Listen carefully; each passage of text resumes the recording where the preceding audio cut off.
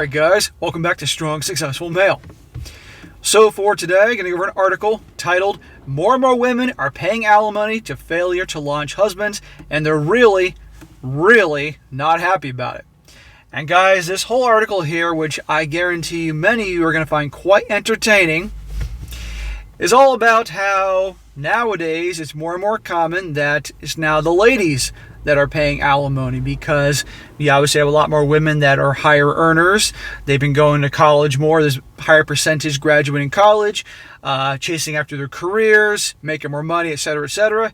And because of equality, now they're having to pay up. And let's just say they're not too happy about it, to put it mildly. Now you're going to see, guys, that this is obviously a long video, but there's a reason for that, because there was a whole lot of complaining going on in this particular article, in which, again, a lot of you guys will find quite funny, especially those of you who've been through the divorce process and you yourself have been hammered with ridiculous terms against you. And this whole thing is going to go through multiple examples of different women, different situations where they had to pay up because they're, deadbeat husbands or guys that don't want to get a job or something like that. Or they've been married for a short period of time and then they get divorced and they got to pay. All these things, examples, as well as a history of alimony and support payments and just a lot of things like this. Now, before I get into this, let me just say this to be fair here. I do believe, and I think many of you agree with me, that the system is screwed up, no matter who it is. Anybody who gets married and then, let's just say you're the breadwinner, man or woman, and you're married a short period of time, or the person didn't work, you're supporting their lifestyle, and they're poking around, getting a job, or just essentially freeloading, and then you split up and you got to pay for them. You were paying for them in the marriage, and then you split up, and then you got to pay for them again. That's a bunch of crap. Either way, whether it's the guy, who's traditionally it's been the guy who takes care of the lady, and if she's no job for her, or they've been married a short period of time, or she's been dragging it out, getting a job, and she's gotten used to a lifestyle, and then he's got to pay for her, or worse yet, she cheats or does something awful in the marriage, and still makes out like a bandit. That's a bunch of crap. But it also is a bunch of BS if a woman has to do it. However, us guys have been the ones for ages that have been having to pay out under unfair, unreasonable circumstances. So it's only fair in the world of equality that now the gals have to pay it for. But men would get no sympathy for complaining about these things, or very little sympathy other than other guys. But now when the women have to start paying alimony and support and all that, well, all of a sudden we got articles popping up, and now it's all unfair, unjust, all that, So, at the end of the day, there are those that wanted equality. Well, then okay. Then in the family courts and in situations like this is what you get. But I like to joke around saying, they're all about equality until there's some snow to shovel or there's bills to pay. Then all of a sudden it's back to the old ways. So I'm going to get started. It says here, it's not just as simple as saying because men pay it, women should pay it too. That's the first line. This is the mentality going into this. Her husband was supposed to be looking for a job. He promised her over and over, I'll work on my resume, I'll set up the informational interviews, I'll reach out to my contacts. Instead, he sat on her couch and watched made-for-TV Christmas movies. Michelle had met John when they were young. They'd reconnected years later after she and her first husband, ding, ding, ding, with whom she had a child with, split. Not long after the romance began, John quit his job and moved into her apartment, saying he wanted to help her out with childcare. Michelle, an executive, was a little nervous about being unemployed. Plus, she shared custody with her ex, so she didn't actually need that kind of help. But she rolled with it, believing that the whole situation was temporary. She knows how it sounds now. At the time, though, she really had faith in him. They'd been smitten with each other, and John had indeed bonded with her kid. But after they got married, he never found work. He told her he wanted to get a job, change professions. It was like, God, please just get a job. She says, like anything, Starbucks barista, work at Harris Teeter. Instead, he went back to school, out of town. It was a huge financial burden, Michelle says, adding that she was paying for her apartment and his place at school. Still, she was cautiously optimistic that he was working towards something. So, married the first time, didn't work, and she's paying alimony. Well, she gets married a second time. Well, who's that on? Not to mention a guy that obviously wasn't going anywhere. Who's that on? Now, this guy is obviously, in my opinion, a freeloader. and he's not doing anything with himself, or he's stalling. In my opinion, all men, I don't care who it is, should be on their purpose, trying to improve themselves. And in my opinion, no man should have a woman taking care of them. Not here on this channel.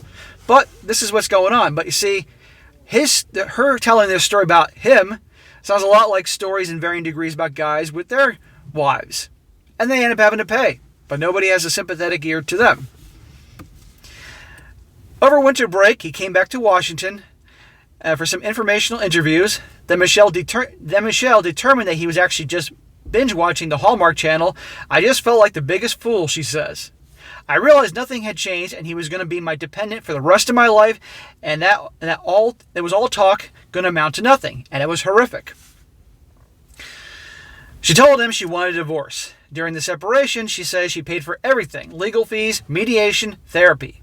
She was advised to protect her retirement plan, so she bought John out of the condo they owned.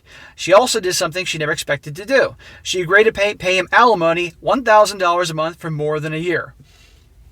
Okay, in this situation, this guy obviously is a freeloader and all that, and her paying anything obviously pissed her off. But $1,000 a month for a year is not that big a deal here. Come on here, and she obviously is a high earner, but she's already paying her other ex. What does this say about her choice in men? Now, I want to point something out. There's a recurring theme through this story, guys. All these different little stories about these different gals that are in this situation, they're all high earners. They're obviously very driven, ambitious women. And obviously, to get where they are requires, wait for it, masculine energy. Drive, purpose, ambition, goal setting, all that, that's masculine energy. So these women are much more in their masculine energy inside. And so who are the type of guys they're going to go for? Or who are the type of guys they can get? Guys that aren't purpose-driven, masculine, all that. The typical guys that the gals that are very driven, masculine women get are guys that are more into their feminine, because driven, masculine guys are going to be turned off by gals like this, because it'd be like having two dudes in a relationship. You know, it would be like two bulls in a pen. So they're going to get guys that are obviously going to be more passive, more soft, that type. And they, in many cases, probably have to be a mommy too. These guys probably had moms that ran the show and were babied by their moms. And they married guys like that because they're too strong for the masculine guys, because more masculine guys want feminine women. So who are these women picking to choose? Who are they choosing to marry? And you're going to see a reoccurring theme here. Anyhow, she says, all I could think to myself was, I divorced my first husband, had his child, and less than $300 a month in child support from him, she says.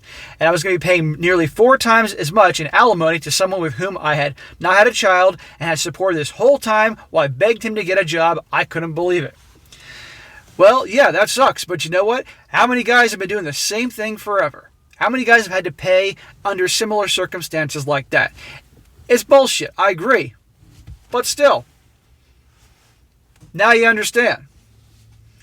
The typical narrative around child support and alimony is that for better or worse, husbands pay it to their ex-wives. But there's a growing demographic of Washington women who emerge from their marriages as the payers, not the recipients, of this kind of financial restitution.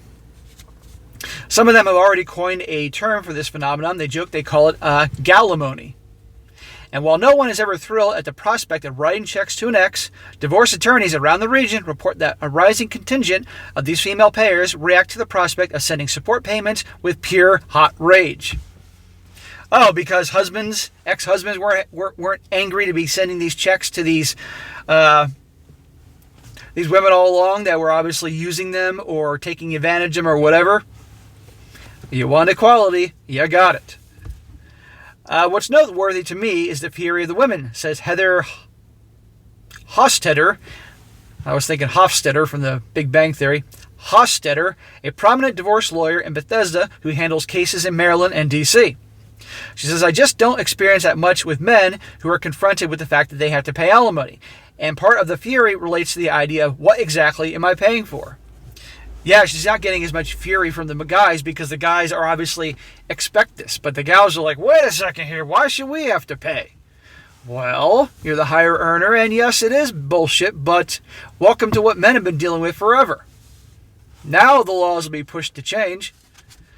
Not to suggest that every divorcee responds the same way. Some, especially those with kids, feel just fine about providing financial support, but there's a subset who do.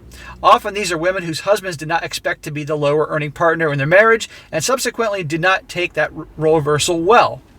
Instead of stepping up at home, the husbands leaned way back and then, when it all ended, demanded the right to maintain their lifestyle. How many times have been situations like this with the ex-wives?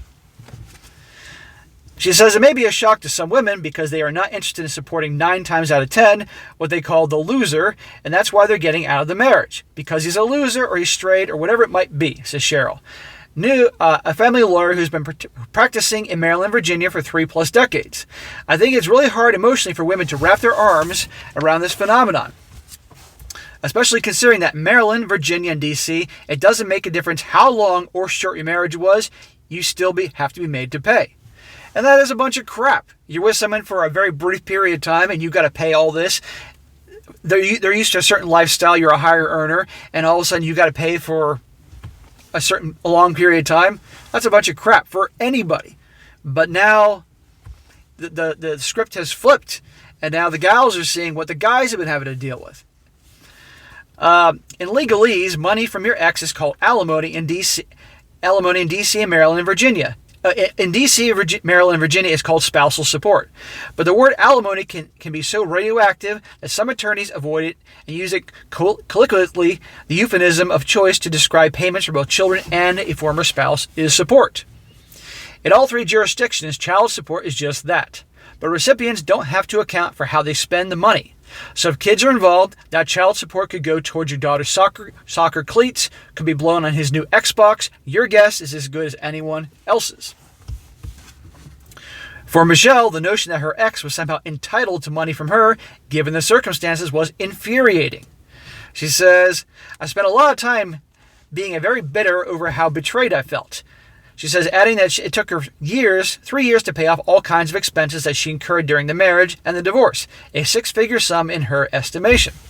And mind you, this is her second marriage. You would think after the first marriage she was a little more selective and a better screening process for the dude she's getting married to.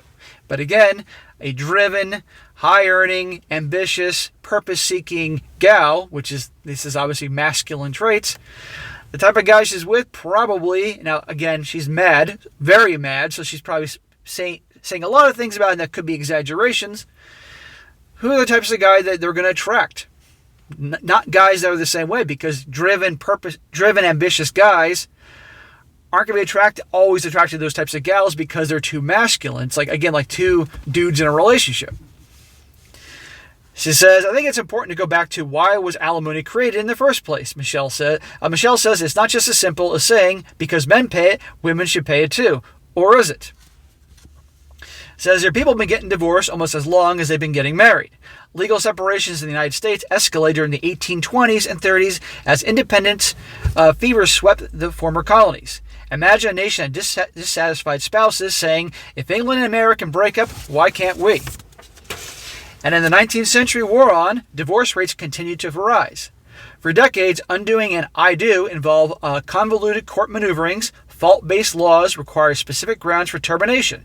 Merely unhappy husbands and wives squirmed their way through legal loopholes as best they could until 1969, when then Governor Ronald Reagan, a divorcee, sympathetic to their plight, signed California's Family Law Act, which gave disgruntled partners terminology for their insurmountable feelings and enshrined them as grounds for divorce, irreconcilable differences.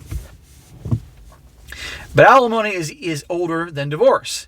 It's as old as Babylonian Code of Hammurabi, so as old as ancient Mesopotamia, circa 1792 BC. The American model is rooted in the ecclesiastical courts of England, through which, before the advent of divorce, couples could seek a legal separation.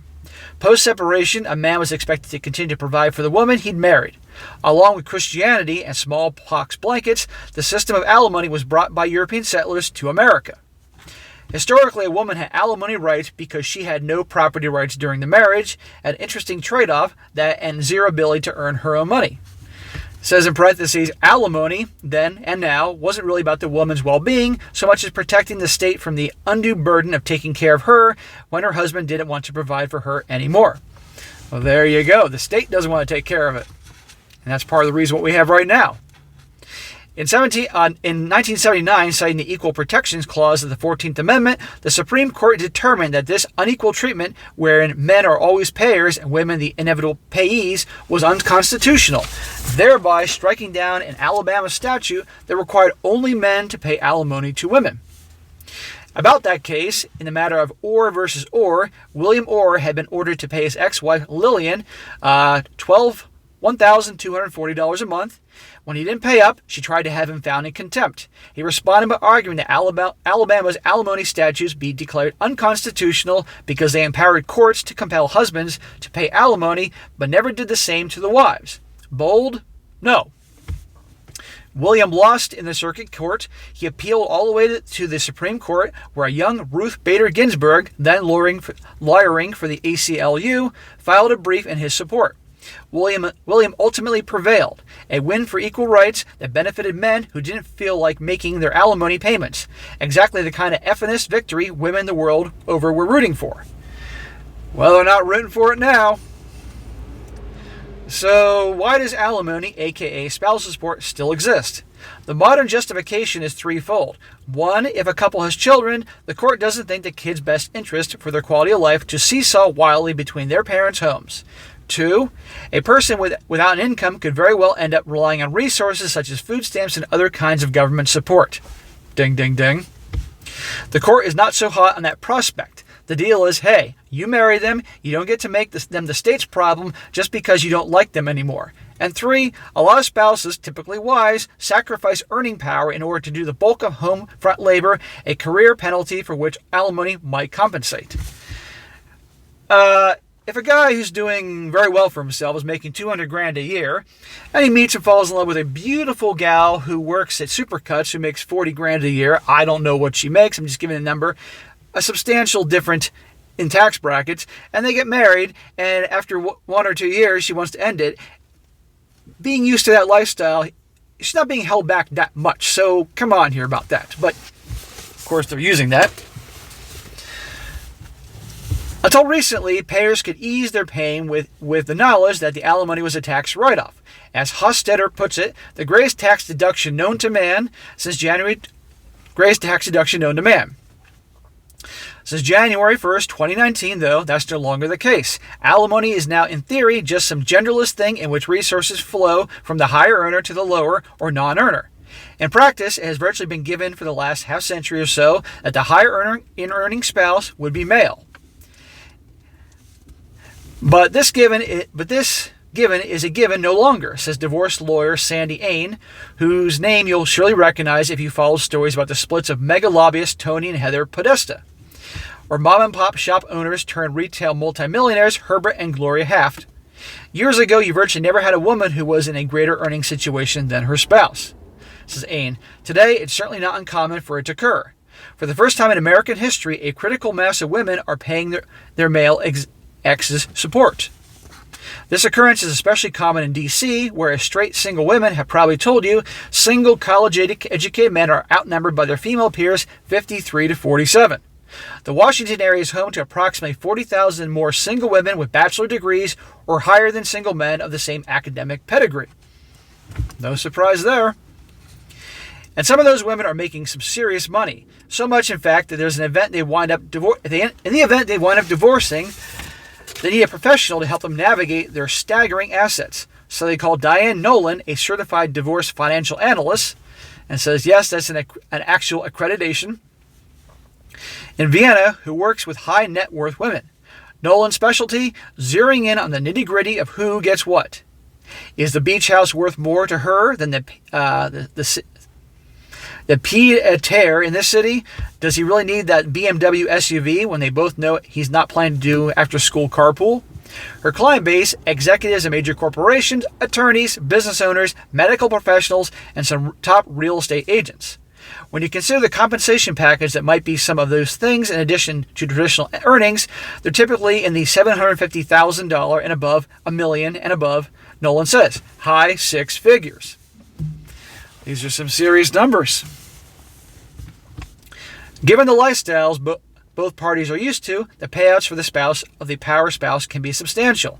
It's not uncommon to see support that That's $6,000, $8,000, or $10,000 a month, Nolan says. I have one Virginia case, an executive at a Fortune 500 tech company where support was upwards of $18,000 a month. Whew. That's a lot of freaking money. And I'm sure there's a whole lot of pissing and moaning about that. One ex I spoke to told me that when she and her husband split 4 years ago, he cleared the house out when he left. He took the TV, the china, my flatware, all the things you would anticipate a man would say, I don't want this, you can have it. She paid child support and covers major bills for the kids, tuition, camp, insurance. It's a harsh reality, as she put it. I often look in the mirror and wonder whether this whole feminism thing backfired on me. You mean equality? You mean that the crap that guys have had to go through, the unfair crap the guys had to go through in the divorce, is now the gals have to deal with if they're the higher earner? Is it, you thinking that maybe feminism is all what it cracked up to be? It's all great when it benefits us, but when we got to pay, well, that's a different ballgame. See what I mean? Washington is a hotbed of cross-income dating, possibly more than any other American city. Consider the contributing factors: a high density of very impressive but generally less than lucrative professional fields, the federal government, journalism, nonprofits, academia, alongside employers that pay buckets of money like big law and lobbying, political consulting outfits, and tech companies. You got different income brackets that attract nearly identical breeds of people, alumni of competitive schools with similar backgrounds and shared cultural references. Which is to say, people who definitely date, marry, and alas, divorce each other. Hostetter calls the men in the most enraging of women payout divorcees failure to launch exes, and she hears about them all the time. For sure, in the last 10 years, I've seen and represented many more women who fall into what I'd say a very specific category. The wife is the breadwinner, but the husband is not necessarily performing the services of a traditional stay-at-home spouse. It's not just that these women are out earning their husbands, they're out parenting their husbands. They're out homemaking their husbands, they're out everything their husbands. Well, they got into this situation, know what that's like. And guys weren't designed to be the Mr. Moms. I don't care what anybody says here. And I've done countless stories where they go down that path because they figure, hey, she's making more money. And it turns out to be a disaster in multiple reasons, because she's taking the role as the dude, starts adopting more masculine traits. He's in the traditional role as the wife, and he starts adopting female traits. There's resentment, there's turmoil, and it's a big mess. It is what it is. It may not be politically correct. It may not be popular to a lot of people, my views on this, but when you've been on this planet long enough, as many of you guys have been, including myself, you see, the writing on the wall, and it is what it is. Not to mention, I've done more of these stories than I can count. I think I have probably 700 videos in this channel, or between both channels. Anyhow, it says here, it's not just that these women are out earning their husbands, they're out parenting them, blah, blah, blah. I did that. It was a struggle to even keep my husband employed, says Elizabeth, a communications exec who pays her ex child support in the high single-digit thousands. But he did virtually no domestic labor. If he emptied the dishwasher, he wanted a parade. He once said that he wasn't going to do, and he literally did, air quotes, all the mommy things. That sucked. For God's sakes, it's not hard to empty the dishwasher and put the freaking plates away.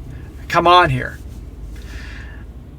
It didn't just suck, it stunned. She'd been under the belief that she'd enter into a progressive marriage between equals. Who was this man who still thought emptying the dishwasher was a mommy thing to do? Who talks like that? I blindly went into thinking, okay, I'll do 50% and he'll do 50% and it'll be a partnership. And it was not. It ended up being the single mother of 3 children instead of 2. And that was a shock to me, that I had to do everything, including earn all money. But you also walk on eggshells because you can't be a threat to their masculinity. One woman in the Maryland suburbs recalled that she and her husband were prepared for him to out-earn her, but not for the alternative. There was an explanation that I'd go out and be the primary breadwinner, she told me, which might have been part of the problem, actually. She wonders now if the values with which she and her husband were raised made the two of them, and maybe men and women of their entire generation, fundamentally mismatched. My mom, even though she had been a stay-at-home mom, she said, you can be whatever you want to be in life. It's truly an option for you. And she raised me to expect that, she says. But I think at the time my husband's mom raised him to expect the same treatment in the household as our fathers received. That he could make money and his wife would take care of the home. The message, Girls go out and live in an egalitarian world. Guys, don't worry about ever having to do your own laundry. She hasn't paid spousal support. She hasn't paid spousal support. I would have been very angry to pay alimony, I will admit. But she does cover a bigger share of the cost of the children, and she says she feels totally fine with the financial arrangement, despite the fact that she feels like she's still running point on their kids' lives, and the same as they were when they were married. Stephanie, I told you guys there was going to be a lot of complaining in this article, because we did complaining, then we got the legal issues, and we got the history, now we're back to the complaining. Stephanie, who lives in Northern Virginia, found herself in a similar situation. After she and her kids went back to school, her earnings kept rising and she eventually became an executive. But her husband's plateaued. Including bonuses, she tells me she was making about 2.5 times his take-home pay. Yet, even as she climbed professionally, the worrying and the bottom line of what happened for our kids and family at home still fell to me. I feel my spouse picked and chose what he wanted to do, Stephanie says, leaving her to handle both the taxing mental labor and the unglamorous grunt work of parenting. Take the vomiting child, for example, or the really awful school fundraiser. Well, kids, when they're sick, generally want mommy. And the fundraiser crap at the school and PTA stuff and all that, which, thank the Lord, I'm not a parent now, have to deal with, that usually falls in the category of mommy. And if people go, SSM, that's sexist, Not that you guys would do that, but somebody will stumble upon this channel and say that. There are things just guys just don't want to do. And it's a lot easier to just have the gals do it. They're better at it, and just it is what it is. Label me all you want, but we all know it's true. And if the guy had his career, but by the way, she's working, so is he, but his career, whatever he was doing, obviously plateaued, but hers kept going up. Maybe he was in the public sector, I don't know. But all of a sudden, we see this shift in her view towards him. Isn't that interesting? How many times have I done stories, guys, where the guy and the gal, maybe he's making more than her for a while, they're equal, and she starts making more money, and all of a sudden she starts seeing him as holding her back or feeling like she can do better. Well, it's always better a situation that the guy makes more. She makes $100,000 a year. She doesn't want a guy who makes $100,000 a year. That's settling. And she gets with a guy who makes $75,000 a year. That she's like, oh God. She makes $100,000 a year. To feel like she's gotten a prize, she wants to do that makes $200,000 a year or more. Think I'm full of crap? Then go ahead and try it. See what happens. Anyhow, it says they split after many years together. Stephanie became the full-time custodial parent, so her ex-husband was supposed to pay her child support.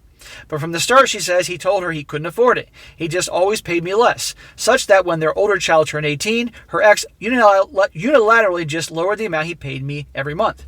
So she covers everything: college tuition, medical costs, activities, the works. With the child support set to end at age 19, it didn't make sense to take him back to court to force him to pay, she says, because it would have required time, money, and resources that I don't have. Now again, keep in mind, she's the higher earner. It said right there she makes 2.5 times him. And why is he paying so much? It's not like every woman paying her ex resents him, but for those who know they've been killing it at their jobs while their husbands flopped at domestic tasks like grocery shopping or parenting their own children, the prospect of ponying up makes the woman super extra mad. I think that might be why women might have an even more visceral reaction that the man who thinks his wife only sits at home and eats bonbons and drives the kids to school and goes to PTA meetings. For the divorce lawyer sitting across from the client who's just learned she's going to write a check, it can be an intense conversation. This group of women, they're like, okay, let me get this straight, says Hostetter. I'm at a board meeting, faking a trip to the bathroom to rectify why Susie is not at her enrichment activity like she's supposed to be, and my husband is at home working. I did it all. I had to be a nanny, childcare, but I was the house manager. I paid the bills, I organized all the activities, I did the Halloween party at school, and I worked this crazy job. It's super successful. What did he bring to the table? And you're saying I have to pay him alimony, 50% of my retirement? If looks could kill, I'd be dead. Yeah, it sounds like a bunch of crap. But again, guys have been having to do this forever. And it is bullshit that guys have had to do this forever. Again, they've been taking care of everything and then got to pay out. That's why the whole thing's screwed up. But again, I don't recall a whole lot of articles that were being printed about the guys venting about this because it was like, your men pay. But when the gals are now having to pay up, all of a sudden we're having articles popping up left and right. You see this just from everyday, ordinary folks to celebrities. I'm sure you've seen, I think, was it Adele? I can't remember who. Or remember Halle Berry was one of them? There's other ones out there. You know what I'm talking about. I'm sure you've seen some of the stories. Tara, now we're having another one. Tara, who has a top job in sales, was unaccustomed to failure. Her resilience and tenacity had empowered her to succeed professionally. She was devastated to learn those assets were enough to make her marriage work too. She says, I'll never forget the moment I realized I was in the shower. It was a weekend. I'm shaving my legs in the shower and I realized, wow, I'm making more money now and I'm still the wife. I'm still doing all the stay-at-home mom stuff. I'm breaking my neck to get to the grocery store before the nanny has to get here to the bus so I can pick up groceries, dry cleaning, and do errands, because I didn't want to do that on the weekends. It was a brutal, confusing discovery. I'm a strong person, and I have no idea how this happened to me, she says. I don't want to fail. I want to be successful. I don't want to fail at marriage. Notice this, success, and all that, masculine energy. So who's she with? Now, so far hasn't mentioned here that this guy doesn't work. And some of these example guys, the men work too. But they don't want to do a lot of the BS at home that traditionally the gals do, because it's planning Halloween parties at school and PTA meetings and stuff like that. Get the hell out of here. But you know what? A guy can unload the dishwasher, for goodness sake. He can cook. That's not hard. And we can also clean and do some laundry. That's not hard either. A lot of you guys watch me are single, and you live on your own, and guess what? That stuff isn't that hard. But there's other areas it's like, no. She can do those, no problem. No thanks. And again, in these situations, yes, she's busting her butt in her career, but guess what? Also the guy does too, but because she earns more, she is the one that's, see what I mean? Now that they're divorced, she says, she and her ex share custody. The court ordered that she pay thousands in child support. She says she makes 3 times more than he does. Though she wasn't thrilled to have to write those checks, she's still able to find some dark comic relief at her wine nights with divorced friends when they joke about what they put in the memo line of the support checks. One friend does sneaky acronyms. YAAA for you are an a-hole. YFD, you're a effing dick. While others prefer a slight more subtle and popular approach naming the checks CS1, CS2, and so on. The first time Tara and I talked, it was before the pandemic. When I caught up with her again recently, the subject of marriage was still very much on her mind for a different reason. She'd been dating someone and he proposed. Oh, imagine that. Though she told him she didn't think she'd ever get married again, over time she changed her mind. I realized I wanted to have the title. Translation, I don't want to be a divorced woman. I wanted people to know that we were serious. I wanted to be husband and wife. Now the couple was in the middle sorting out a prenup. Tara's fiance, it turns out, is also divorced and ended up having to pay his ex, so each of them came to the prenup conversation in a very matter-of-fact way, which is just how Tara has come to think of all prep before you walk down the aisle should work. I don't think couples should make it a big deal. It's like a root canal. You just get it done. Where I've landed with marriage, again, is that from a financial perspective, it's an agreement that you're going to give that person half of your earnings if you get divorced, unless you put something in writing otherwise, she says. So, I know a lot of people that think prenups aren't very glamorous and you want it to be romantic, but I'm actually grappling with it. Oh, now she's all for the prenup because she's had to pay. How many times have you heard stories that the young couple in love and the gal gets all bent out of shape over this? Well, now she knows. Well, I love my husband-to-be, and I'm so happy. But I'm not going to let myself get into this situation again.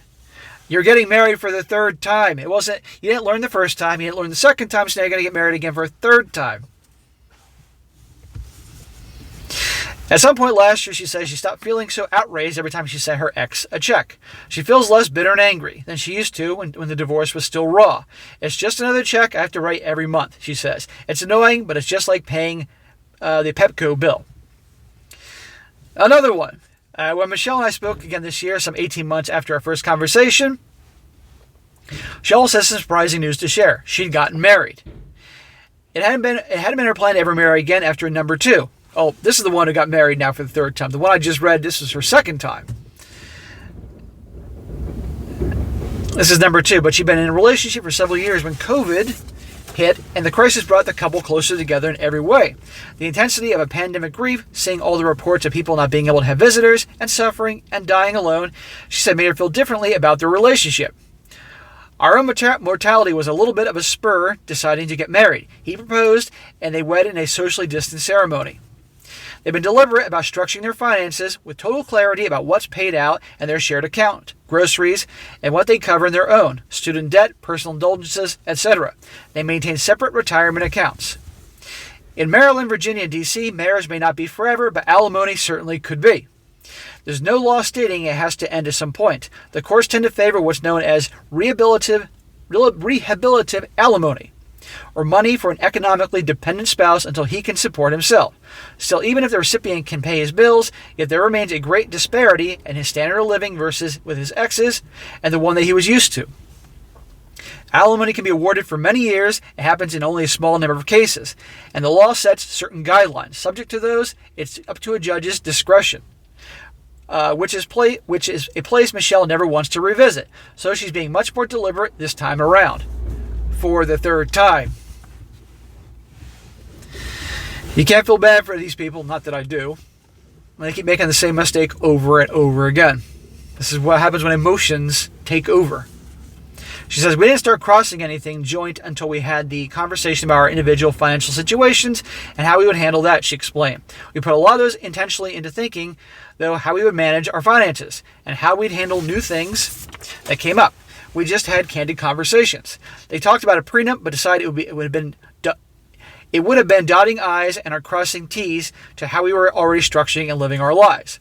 Given everything, she said she can't regret her second marriage. The lessons she learned from its implosion have been crucial to the health of the partnership she is in now. This time, there's no resentment. There's no balance sheet to it. I'm looking at it as, oh, I bought this, you bought that, you owe me, we don't nickel and dime.